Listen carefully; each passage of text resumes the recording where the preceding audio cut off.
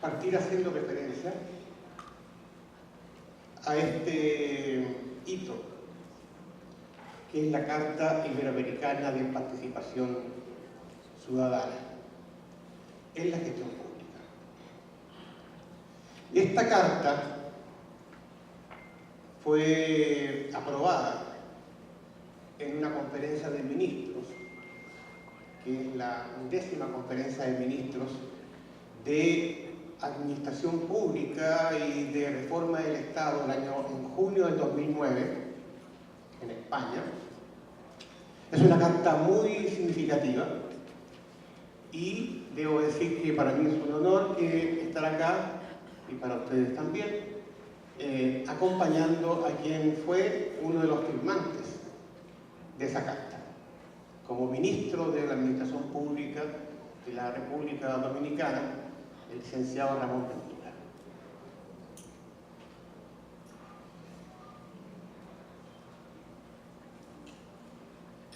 Esta carta también fue suscrita por los jefes de Estado de la región y por lo tanto es una carta que lo que hace es dar o establecer un marco de voluntad política de todos los países y de los distintos gobiernos de la región en cuanto a avanzar hacia una democracia participativa. La idea de esta carta, en su momento, lo que hace es establecer el derecho a la participación ciudadana en la gestión pública, y lo que esta carta también busca y procura es hacer una definición inicial de cómo debe entenderse la participación ciudadana en la gestión pública. Si ustedes se fijan, ahí en esta definición, que es una definición marco, se señala que por participación ciudadana en la gestión pública debe entenderse un proceso de construcción social de las políticas públicas. Quiero detenerme en esta definición porque es una definición muy valiosa. Ya la gestión de las políticas públicas no es un asunto meramente técnico.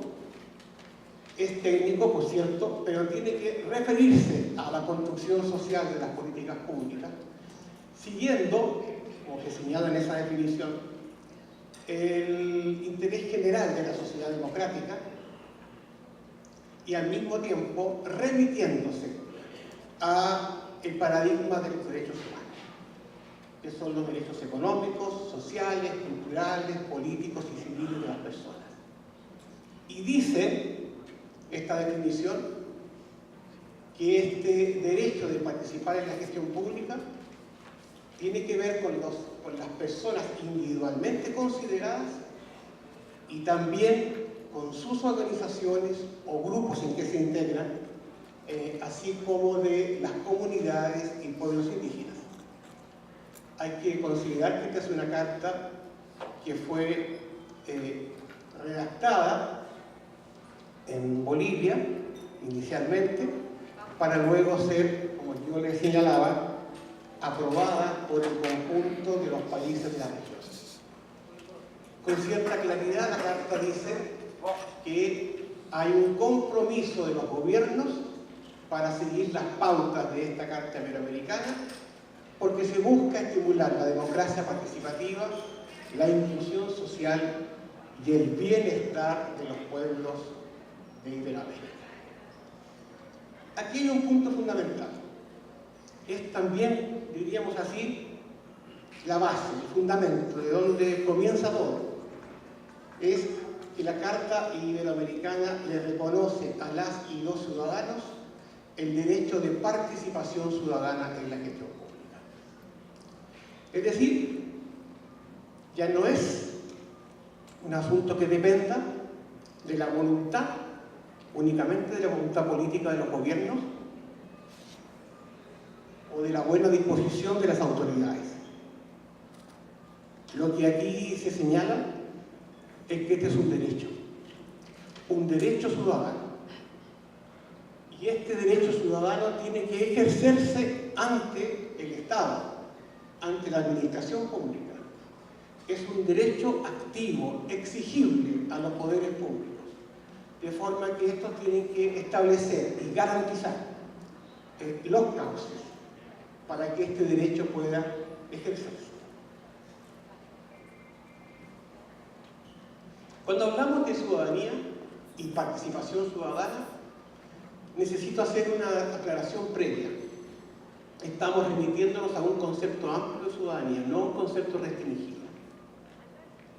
El concepto restringido de ciudadanía está señalado en el artículo 7 de la Constitución de la República Dominicana y también en otras constituciones de América Latina, como la de Chile, donde se restringe la ciudadanía a la circunstancia de haber cumplido 18 años de edad y hay un argumento que se adiciona que es sobre el estado civil, pero hay un punto límite, se señala que son ciudadanos dominicanos y dominicanas que hayan cumplido 18 años de edad. Hay, sin embargo, una concepción no restringida de ciudadanía que es la que está considerada en la Carta Iberoamericana de Participación Ciudadana, que dice que el título de ciudadano o de ciudadana está referido a todo habitante con respecto a la gestión pública en el país donde reside en el ejercicio de los derechos que le conceden. Y por tanto, por ejemplo, las niñas, los niños que tienen menos de 18 años, que según la interpretación más restringida no serían ciudadanos, sí lo son, considerando esta definición más amplia que recoge la Carta Interamericana de Participación Ciudadana en la Gestión Pública. Probablemente en algún momento nuestras constituciones tendrán que actualizarse en ese punto, porque se señala que la calidad de ser ciudadano o de ser ciudadana nace como expresión de que las personas que viven bajo una jurisdicción administrativa o estatal, esas personas tienen derechos, son sujetos de derechos. Y como tales, por ser sujetos de derechos, deben ser reconocidos como ciudadanos. Desde luego, toda la legislación pública en República Dominicana apunta a una concepción más amplia de ciudadanía y creo que es la tendencia que nuestros pueblos tienen que seguir en América Latina. Entonces hay un concepto jurídico y hay un concepto inclusivo. El concepto jurídico es el que yo le acabo de mencionar, que está referido en la Constitución, y hay un concepto inclusivo de ciudadanía, que es el concepto que inspira en general las políticas de participación ciudadana.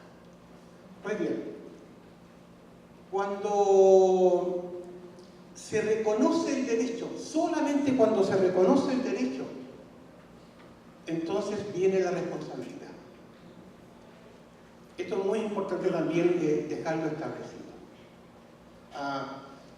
El deber o la responsabilidad en relación al Estado y particularmente en relación a la participación ciudadana nace de un reconocimiento previo y que tiene la titularidad del ejercicio de esos derechos.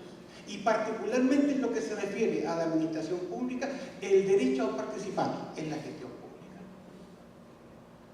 Entonces, es siempre, a mi juicio, conveniente en materia de participación ciudadana entender que la participación ciudadana, no es una obligación, es una responsabilidad.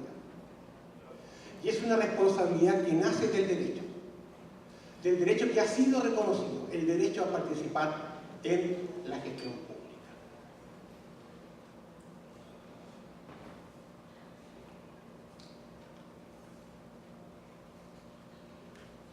Es lo que acabo de señalar. Este derecho se puede ejercer de manera individual o también se puede ejercer de manera colectiva. Pues bien, en lo que se refiere a la participación ciudadana en la gestión pública, hay distintos momentos. Hay un primer momento en lo que se refiere a las políticas públicas que tiene que ver con la formulación y planificación de estas políticas. Y ahí se señala que estas políticas tienen que estar basadas en convocatorias amplias, formales, abiertas, que tienen que incluir a todas las personas u organizaciones que tengan la voluntad de participar y particularmente a los sectores que suelen estar subrepresentados y excluidos. Es muy importante también este precepto. Solo la planificación participativa le da legitimidad ciudadana a las políticas públicas.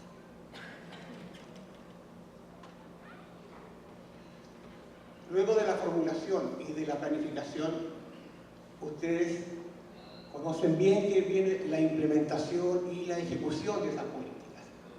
Y esto tiene que hacerse también según criterios de orientación a resultados y organización eficaz. Y luego, en lo que se refiere al seguimiento, evaluación y control de las políticas públicas, lo que se pide, y eso está establecido así en la Carta Iberoamericana de Participación sobre la Gestión Pública, es que tienen que ser medidos en su contribución, sus resultados tienen que ser medidos en su contribución al desarrollo. Y que los procedimientos y mecanismos de seguimiento, evaluación y control de las políticas públicas deben incluir la participación ciudadana. Y por tanto, esas políticas públicas tienen que ser medidas en su eficiencia por incorporar la participación ciudadana en cada una de sus fases. He escuchado al comienzo que hay un reconocimiento de calidad al ejercicio, a los servicios públicos respecto del desarrollo de sus políticas públicas y de su vinculación con la ciudadanía. Desde luego, eso es un punto muy importante. Y también en los indicadores de evaluación de calidad de esos servicios públicos, el factor de cuánto incide realmente la participación ciudadana en el desarrollo de las políticas públicas es fundamental. Por eso, este programa de monitoreo de la calidad de los servicios públicos es un programa que tiene directa relación con lo que la Carta Iberoamericana de Participación Ciudadana aconseja. Aquí hay criterios. La idea de poder combinar, siempre que sea posible, propiciar la combinación en las políticas públicas de lo que es la representación territorial con lo que es la representación funcional en las distintas esferas de gobierno. Y entonces las políticas de participación ciudadana deben saber combinar este formato territorial con uno sectorial, porque eso permite comprender más globalmente lo que es el desarrollo de esas políticas y las necesidades de la ciudadanía. También aquí hay una opción, que es una opción que le da coherencia al trabajo de las políticas públicas en materia de participación ciudadana, y que pide que estas políticas estén coordinadas de manera que lo que sea sostenible en un área también lo sea en otra área, en respecto de sus objetivos programáticos, respecto de sus modalidades presupuestarias, respecto de los procedimientos administrativos y técnicas participativas. Es decir, lo que no podría darse en un país como este o en un país de América Latina es que se sostenga, por ejemplo, que la participación ciudadana es válida en la salud, pero que no sería válida en otras áreas del desarrollo de las políticas, por ejemplo en la educación. Hay una inconsistencia. La participación ciudadana tiene que ser transversalmente válida para el conjunto de las políticas públicas. Las garantías del derecho de participación ciudadana son temas que ustedes conocen bien, pero es necesario reiterarlos para esta presentación. Un trato digno y una respuesta oportuna y pertinente a las demandas ciudadanas, la receptividad ante la presentación de solicitudes, proyectos y propuestas, calidad en la prestación de los servicios públicos, el acceso a la información de las políticas públicas, la igualdad, la no exclusión, el respeto a la diversidad y esta Contraloría de Servicios que aseguren el derecho a ejercer derechos. Es muy importante también considerar la rendición de cuentas públicas participativas. Las administraciones públicas deben abrir o facilitar espacios de interlocución, de deliberación, comunicación, para que las autoridades puedan comunicarse con los entes y órganos que son parte de la sociedad civil y por lo tanto estos puedan ejercer el control social, la información pública y la transparencia. La transparencia es un principio que debe orientar la relación de la administración pública con las y los ciudadanos. Aquí están estas dos modalidades, de la transparencia activa y de la transparencia pasiva. Habría que agregar una modalidad que se está introduciendo en distintos países, que se denomina la transparencia proactiva y que tiene que ver con la capacidad de los gobiernos de dar cuenta fundadamente de que los procesos participativos han ocurrido con estándares de calidad. Y eso quiere decir que ha habido convocatorias amplias, plurales, y que se ha recogido lo que es la demanda, la opinión, los planteamientos de las personas que participan de los distintos eventos que se realizan en materia de políticas públicas. Hay una preocupación de que se debe favorecer la gestión pública a través de organizaciones sociales, que la participación ciudadana en la gestión pública tiene que canalizarse a través de las organizaciones sociales que tengan como fines objetivos que sean coherentes con los ámbitos que son propios de la competencia programática de las organizaciones públicas. Hay también un tema que es clave, el tema de los derechos de la diversidad. Esto está señalado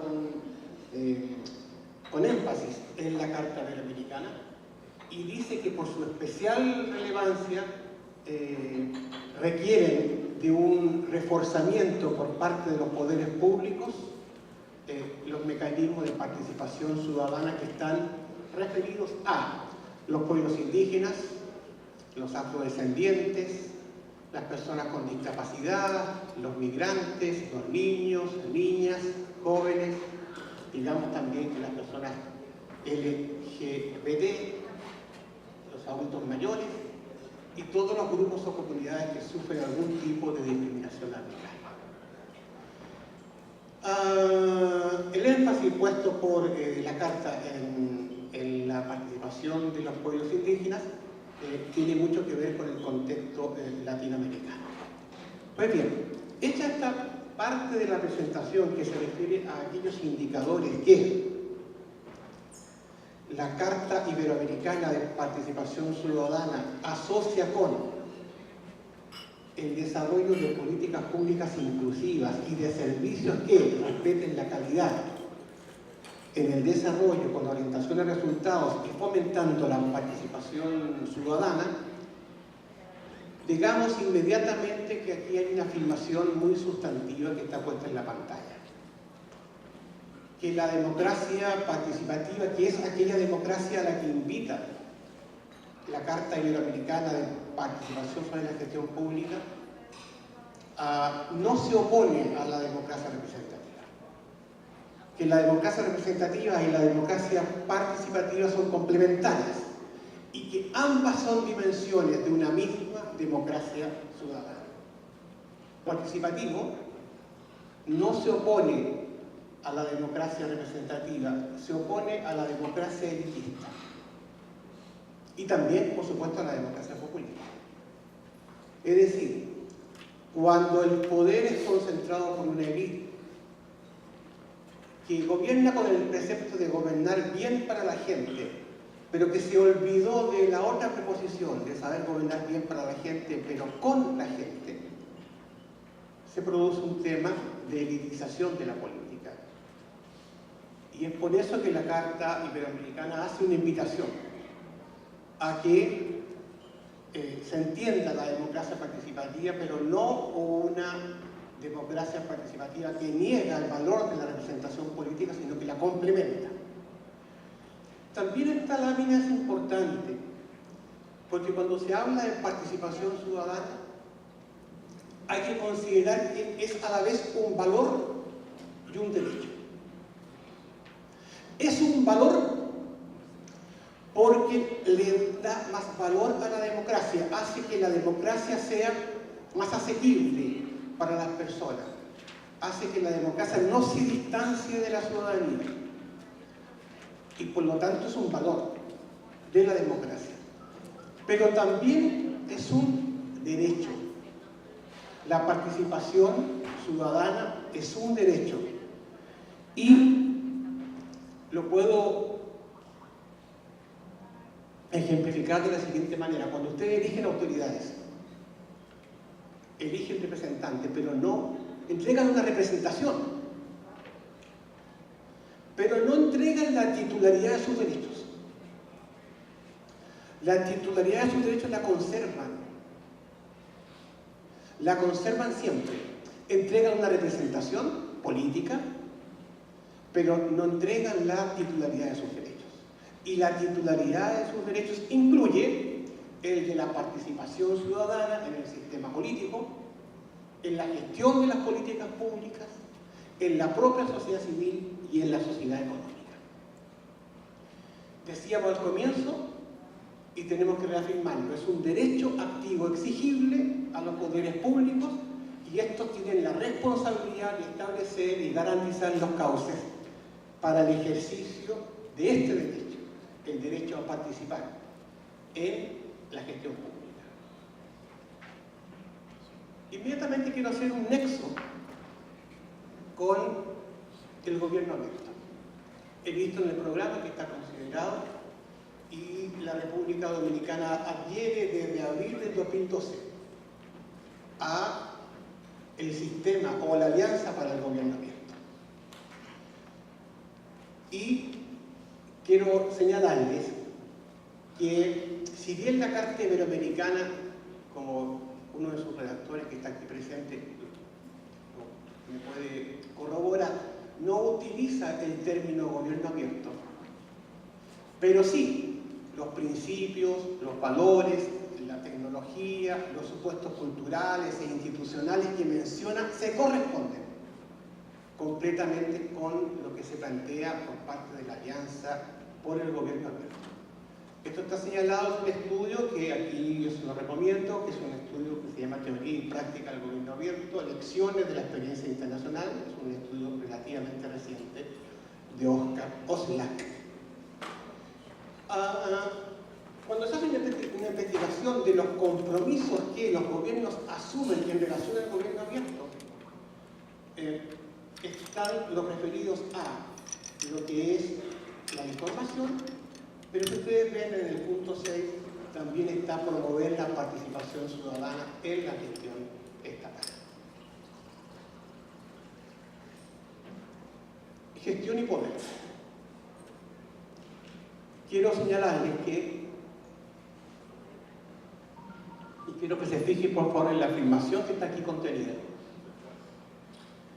que la calidad de los servicios públicos o la mejora de la calidad de los servicios públicos es más que una puesta al día en las aplicaciones tecnológicas. Es una modernización que implica un cambio de paradigma, que es como paradigma, ¿no es cierto? La visión, el horizonte, donde se inscriben las explicaciones de las distintas cosas que uno tiene o comprende en relación, en este caso, a la política, a la sociedad. Es un cambio de paradigma en las formas y contenidos del buen gobierno y de cómo debe entenderse la democracia en el mundo actual. En mi opinión, esta afirmación también es significativa. Hay un paradigma antiguo, que lo público es solamente lo estatal, y el gobierno de lo público sería una función exclusiva del Estado. Pero hay un nuevo paradigma, que es el paradigma que inspira, por ejemplo, este seminario, que lo público es lo societal, como un lugar de encuentro, como un lugar de convergencia de lo político, de lo económico y lo cultural. Y el gobierno de lo público es una función inclusiva del Estado. No es exclusiva, no es un monopolio del Estado. Es una función inclusiva en el sentido de que hace parte del gobierno de lo público también a la sociedad civil organizada. ¿Cómo entender la participación ciudadana en la gestión pública? Pues bien, la Carta Iberoamericana lo señala como un proceso de construcción social de las políticas públicas. Y esta afirmación, la de proceso, nos ayuda a entender de qué manera las políticas públicas orientadas a la calidad de los servicios o la calidad de los servicios orientada a un mejor desarrollo de las políticas públicas debe también considerar como factor estratégico la construcción social de las políticas públicas. Aquí se entiende entonces cuando se habla de que lo público es una responsabilidad compartida o una corresponsabilidad. Tienen una responsabilidad los funcionarios públicos, que es la responsabilidad de gobernar con la gente, y tienen su propia responsabilidad, las y los ciudadanos, que es la responsabilidad o en el rol de contribuir desde la sociedad civil, desde los movimientos sociales y desde la participación individual en el mejor desarrollo del país y en la globalidad democrática de la región. Así se entiende también el nuevo enfoque que tiene que asumir la accountability o la responsabilización. Dado que es una responsabilidad compartida, este nuevo enfoque tiene que entender que la responsabilización de los actos de gobierno es una responsabilización de la que tienen que hacerse cargo en cuentas públicas participativas y dialogantes, tanto los actores de la ciudadanía social, económica, política y ambiental del país, como los actores de la administración pública.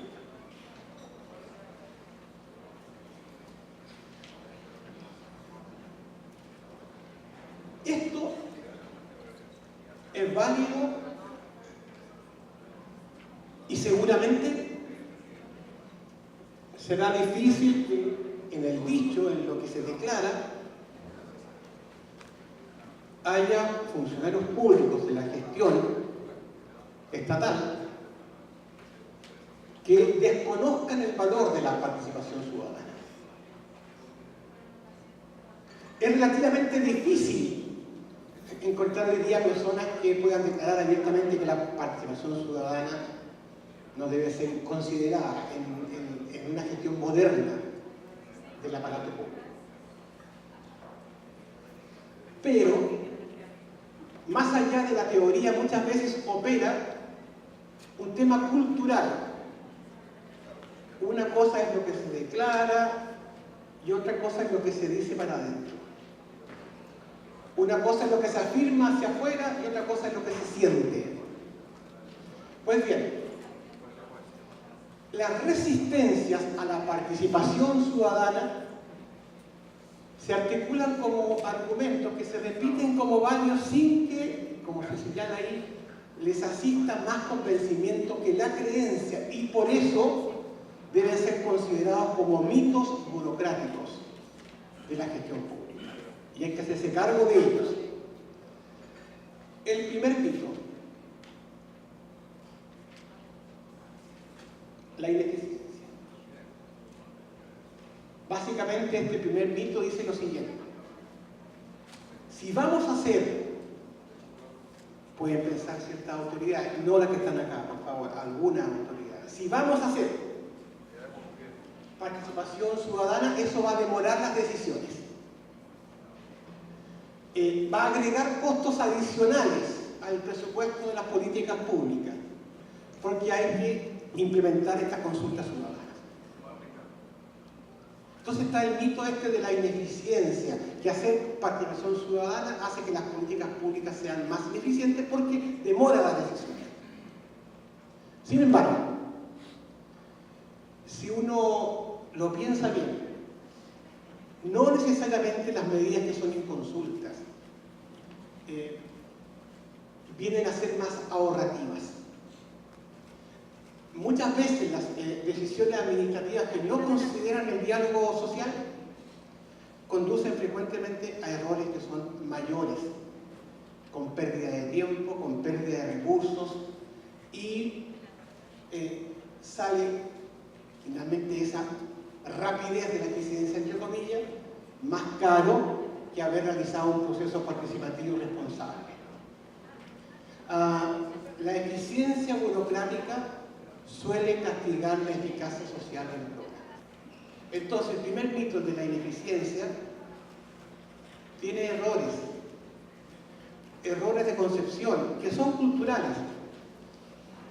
Si llega una autoridad a un lugar y dice, aquí tenemos un problema de vivienda, y hay en este cerro que estoy mirando casas a este lado, casas a este otro lado, pero al medio no hay nada y por lo tanto no es posible que no se haya construido al medio nada, y le tratan de decir algo y la autoridad dice, no, yo ya sé que esto es lo que hay que hacer, sin consulta, porque no quiere perder tiempo en la toma de decisiones. Pues bien, se construye casas ahí, como ha sucedido, no tiene en cuenta que todos los años baja el río, baja la avenida del río por ese sector y se lleva lo que construyó en un lugar que no estaba considerado para construirse, porque no quiso preguntar, no quiso perder tiempo en escuchar a la ciudadanía. Así como esta hay muchos ejemplos de nuestros países, de nuestras políticas.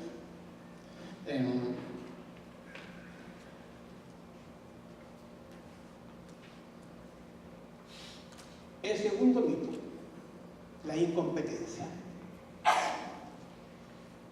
Este mito dice que las autoridades, con solo la asistencia profesional de expertos calificados, tienen los suficientes elementos de juicio para tomar decisiones administrativas en las políticas públicas. Estas personas piensan lo siguiente: mire, yo estoy obligado a hacer un proceso participativo. Si no lo hago voy a quedar mal. Pero yo ya sé lo que la gente me va a decir. Yo conozco el tema mejor que nadie y además tengo mis expertos. Y por tanto, voy a tener que hacer este proceso participativo, aunque las soluciones que me van a dar son las mismas que yo ya conozco. Pues bien, y además se agrega que hay ciertos temas que son tan complicados que mejor no preguntarle a la gente común y corriente porque no tienen la competencia técnica para hacerse cargo de esos temas que son tan complicados. Este es el segundo mito, el mito de la incompetencia. Y por cierto, que si ustedes se fijan bien en lo que es su propia experiencia, es cierto, es claro que hay complejidades técnicas, que hay niveles de especialización o de experticia que no pueden desconsiderarse en la toma de decisiones, pero en lo referido a las políticas sociales, las decisiones técnicas nunca son neutras. Y tienen efectos en la vida concreta de las personas. Y por lo tanto, tratándose de la vida de la comunidad, toda decisión técnica es relevante, tiene que ser informada y tiene que ser consultada. Pero además la experiencia nos indica que cuando hay trabajos participativos reales, de escucha social activa real, siempre salen soluciones o puntos de vista o miradas que no estaban inicialmente considerados por la autoridad. Porque en esa dinámica de lo público, de lo popular, se crea una creatividad, se inicia un proceso de creatividad que es fundamental para el éxito de las políticas públicas y para su sostenibilidad ciudadana. Este es el mito, la conflictividad. Miren, piensan algunos, no ustedes, piensan algunos. si voy a hacer algo como autoridad en materia de participación ciudadana y me someto al escrutinio de una reunión de personas organizadas o a un consejo ampliado de representantes de organizaciones de la sociedad civil, no van a faltar las críticas, hay gente conflictiva, me van a cuestionar, y entonces prefiero ahorrarme ese momento ingrato.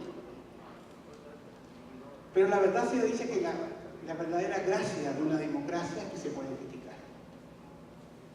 En la dictadura no, las críticas no están permitidas. En democracia sí están permitidas las críticas. Pero esas críticas se pueden ejercer con responsabilidad. No tienen por qué ser críticas descalificadoras de la persona, porque esto es muy importante. La autoridad muchas veces cree que lo están cuestionando a él como persona. Y no es así. La crítica puede ser una crítica fundada o infundada, ahí se discutirá, pero tiene que ver con el ejercicio de la autoridad. No es fácil este tema porque requiere saber de metodología de participación ciudadana, dinámicas de grupo, trabajos organizados, que permitan sustituir la asamblea, porque también en la asamblea no todas las personas hablan, y por lo tanto es necesario que el trabajo organizado de grupos permita que las personas puedan expresarse. Pues bien, digámoslo con claridad, la conflictividad no viene de la participación social responsable. La conflictividad viene generalmente de la no participación. Y cuando se acumulan espacios, momentos y periodos largos sin participación, es natural que se evidencien conflictos. Pero cuando ya las personas, que a ustedes les habrá tocado más de alguna vez, participan de reuniones donde dicen todo lo que tienen que decir y ya parecen muy críticos al comienzo, hacia el final de la reunión ya están en otra disposición. Porque han sido escuchados. Y ser escuchados es fundamental, es el punto de partida de cualquier política de participación ciudadana. Son los 3 mitos que quería contarles, y para ir cerrando la presentación, quiero señalarles cuáles son proposiciones para la conversación, que son interesantes y transversales. La inclusión. La calidad participativa de las políticas públicas se haya comprometida con una sociedad libre de discriminaciones arbitrarias, y hay en ello una responsabilidad especial para con las personas, grupos y pueblos que han sido vulnerados por motivos de racismo, de xenofobia u otras formas de discriminación e intolerancia. Quiero decir lo siguiente: muchas veces se habla de sectores vulnerables, grupos vulnerables, pero a continuación uno tendría que entender de inmediato que si son vulnerables es porque han sido históricamente vulnerados en sus derechos. Y es por eso que una política de participación ciudadana y un servicio público orientado a la calidad de las prestaciones que entrega tiene que hacerse cargo de los déficits de desigualdad que nuestros países de América Latina tienen. Y por eso el respeto a la diversidad lo voy a explicar de la siguiente forma. Miren,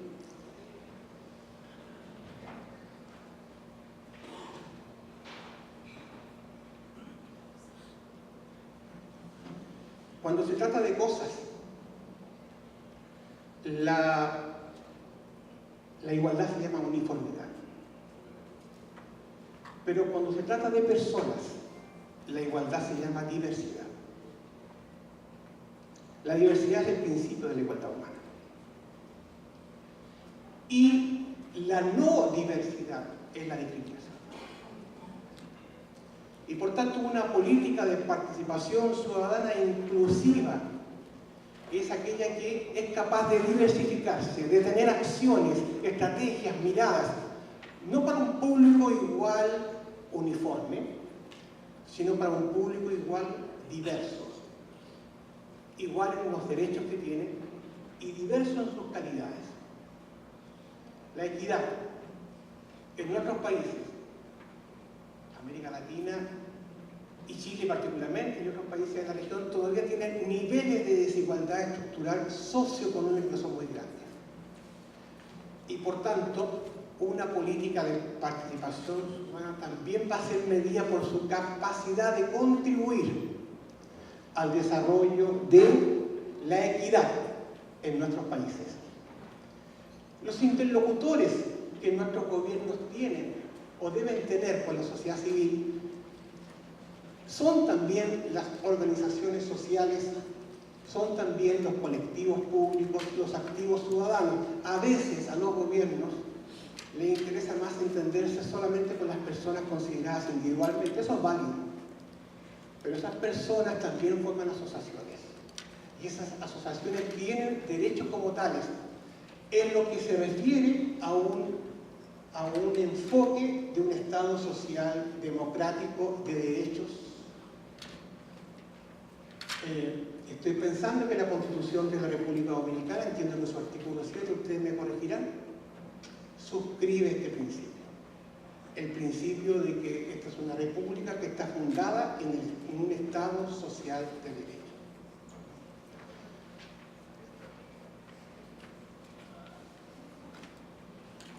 Miren, esto implica una nueva inteligencia en la gestión pública. Yo entiendo que la mayoría, si no todos, quienes están aquí en este seminario, participan o tienen responsabilidad en la gestión pública. Las cosas han cambiado. Antes un gestor público solamente debía ser técnico en su materia, ser un especialista técnico en su materia. Eso sigue siendo importante. Pero ahora, a los funcionarios públicos, a los que realizan la gestión pública y que tienen relación con la ciudadanía, se les pide mucho más. Se les pide que sean buenos pedagogos, que puedan explicar las políticas públicas a las personas que van a ser sus beneficiarios o que van a participar de ellas. Se les pide que sean buenos comunicadores, en el sentido de poder contar bien cuáles son las orientaciones que esas políticas públicas tienen.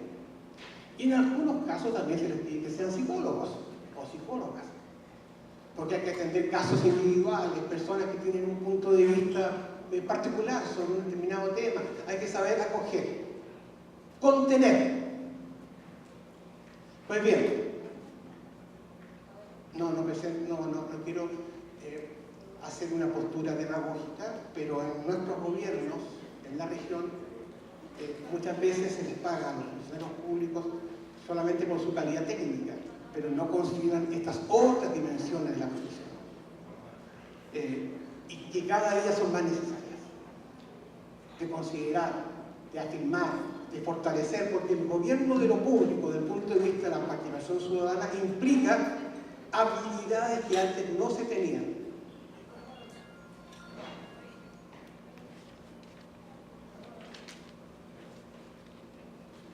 Y finalmente, quiero decir que se requiere de una pedagogía social para la participación. Miren, esto como decir, y quiero ser como explícito en esto, es necesario también que haya una educación para el poder. A veces esta afirmación que yo suscribo puede entenderse de mala manera, porque el poder, bueno, ha sido muchas veces motejado de una mala manera. Y eso no está tan distante de lo que ocurre, porque, miren, todas las personas que están acá, por ejemplo, han tenido o tienen momentos de poder o de responsabilidad, ya sea en la administración pública, pero también en sus ámbitos de su vida personal, en la relación con el colegio de los niños, o también hay una posición de poder en la casa, en el sentido de la responsabilidad que se tiene con los chicos, o en fin, o alguien es además el administrador de una comunidad o de una junta de vecinos, etc. Resulta que, no digo los que están aquí, pero muchas veces, las personas que asumen un cargo de poder al otro día cambian. Caminan distinto, se visten distinto, saludan, sí que saludan, pero algo les pasó. Algo les pasó en el sentido de que el poder se los comió. Y eso no puede ser, porque el poder es una responsabilidad que se te entrega a ti y que tú tienes que devolverla. Y el indicador de un ejercicio de poder democrático es simple. Cuando tú terminas la gestión de autoridad que se te ha encomendado, al devolver el poder que se te ha entregado, las personas que te entregaron ese poder originalmente deben estar más empoderadas en sus derechos, en sus capacidades organizativas. Porque el buen funcionario público o el buen dirigente público no puede sustituir a las personas en el ejercicio de sus derechos. Entonces esto nos lleva a que se requiere de una pedagogía social para la participación. Entendiéndola como un derecho, pero también es cultural. Resulta que hay personas que reclaman de que el gobierno o la autoridad no es participativa, pero si uno pudiese sacarle una fotografía en la casa, a veces, tampoco son participativos en las relaciones de poder familiares que establecen.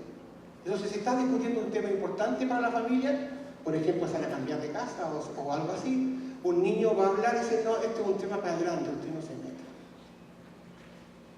Y si el adulto mayor quiere decir algo, mire, abuelito, sus ideas son de otra época, no se meta en este tema. ¿Qué es lo que es eso? Es una forma de no participación, de no permitir la participación. Y esa persona que ha dicho eso después puede salir campante a reclamar, es que no se participa. El gobierno no nos deja participar. Hay una cierta coherencia en esto. Si tú reclamas participación respecto del poder, también tienes que construir relaciones participativas respecto del poder que tienes.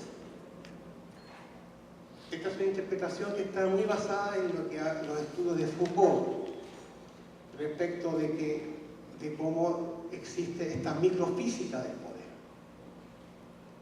Pues bien, una pedagogía social para la participación implica que las personas puedan comprender y educarse en el derecho a ejercer la participación en relación al poder de una manera participativa.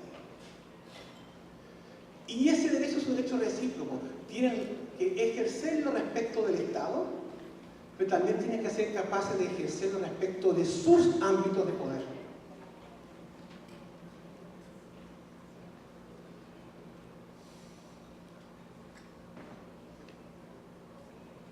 Esto es lo que apunta hacia una democracia participativa, para un desarrollo equitativo, inclusivo, sustentable y siempre con un enfoque de derechos.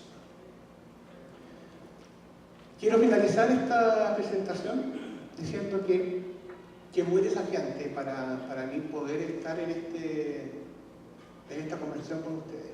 He visto el programa, es un programa muy atractivo. Yo entiendo que las personas que vienen acá no vienen solo porque han recibido un diploma, ni vienen solo porque se les dijo que vinieran. Vienen porque son parte de una corriente profunda que tiene que ver con la modernidad en otros países, de estar convencido de que la participación ciudadana es parte de la forma moderna de gobernar y que la participación ciudadana va a ser siempre un ejercicio que se remite a la democracia participativa y que se remite a los derechos humanos. Por eso no me cabe más que felicitar al Ministerio, a quienes lo dirigen, a la Fundación de Participación Ciudadana que ha hecho este convenio con el Ministerio, a los funcionarios públicos y por su intermedio también hoy día a los dirigentes sociales de este país, porque República Dominicana tiene que seguir dando ejemplos de que es posible gobernar un país, una comuna, un territorio, respetando este principio de que la participación ciudadana es consustancial a un desarrollo moderno y equitativo. Hay técnicas que aprender, hay que capacitarse en ellas, pero principalmente hay una visión, hay un conjunto de valores, un conjunto de principios que hace que podamos decir que determinados funcionarios públicos son participacionistas y otros no. Y por participacionistas entendemos aquellos que son capaces de impulsar y de promover el derecho a la participación ciudadana en la gestión pública. Muchas gracias.